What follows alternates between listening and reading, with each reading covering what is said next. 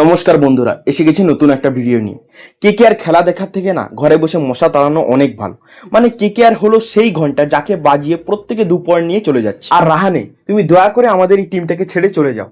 মানে কোন জন্মের শত্রুতার বদলা নিচ্ছে এই রাহানে? মানে অন্য ক্যাপ্টেনদের চোখের দিকে তাকালে প্লেয়াররা কনফিডেন্ট পাবে, কিন্তু রাহানের চোখের দিকে তাকালে প্লেয়ারদের মধ্যে যতটুকু কনফিডেন্ট থাকবে সেটাও চলে যায়। তাকে যেন ঘুম থেকে তুলে জোর করে ক্যাপ্টেন্সির জন্য পাঠিয়ে দিয়েছে। আর মজার বিষয় এটাই, রাহানে নিজেও জানতো যে ম্যাচটা 17 কিংবা 18 ওভারের মধ্যে শেষ হয়ে যাবে, তাই মেন বোলারদের দিয়ে আগে বল করিয়ে দিচ্ছে। কিন্তু নারিন আর বরুণ ভালো বল করে দুজনে মোট 3টি উইকেট নেয়, নালে খেলা অনেক আগেই শেষ হয়ে যেত।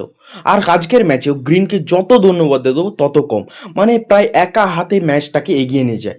প্রথমটা একটু স্ট্রাগল করলেও তারপর ভালো ব্যাটিং করে, আর 14 ওভারে প্রায় 2-3 ওভার স্ট্রাইকই পায়নি, যার কারণে তার মুভমেন্টামটা নষ্ট হয়, নাহলে টোটাল 200-র ওপরে যেতে পারতো।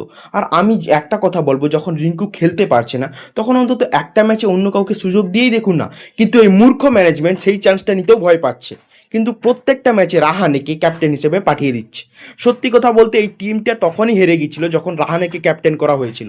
বৈভব অরোরা যে আমরা দেখছি 2024-এ প্রায় প্রত্যেকটা ম্যাচে পাওয়ার প্লেতে উইকেট নিত, কিন্তু জবে থেকে ব্র্যাভো এসছে পাওয়ার প্লেতে উইকেট ছেড়ে তাকে ডেথ বোলার বানানোর জন্য উঠে পড়ে লেগেছে। আর শুভমন গিল একদম দুর্দান্ত ইনিংস খেললো আজকে।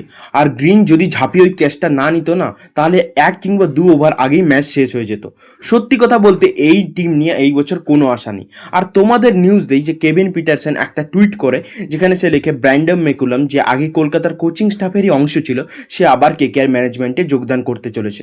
জানি না সিদ্ধান্তটা কতটা ভালো হবে, কারণ তার আন্ডারে ইংল্যান্ড টিমেরও কেকেআর মতো সব অগোছালো অবস্থা। জানি না ভেঙ্কু মাইসুর অসুর মারতে আবার রাক্ষসকেই না নিয়ে আসে। আর যাই হোক না কেন, পরের ম্যাচেও যদি রাহানেকে টসে দেখি, সত্যি পুরো ম্যাচটাই দেখবো না, কারণ এই টিমের মধ্যে ক্যাপাবিলিটি আছে আর অনেক প্লেয়াররাও ধীরে ধীরে ফর্মে ফিরছে। শুধু একজন ভালো লিডারের দরকার, যে তাদের ভালোভাবে ইউজ করতে পারবে, আর রাহানের দ্বারা এই জীবনে সেটা সম্ভব না। আর কেকেআরের এই হারের ব্যাপারে তোমাদের কি বক্তব্য? আর আজকের ভিডিওটা এখানেই শেষ করলাম, ধন্যবাদ।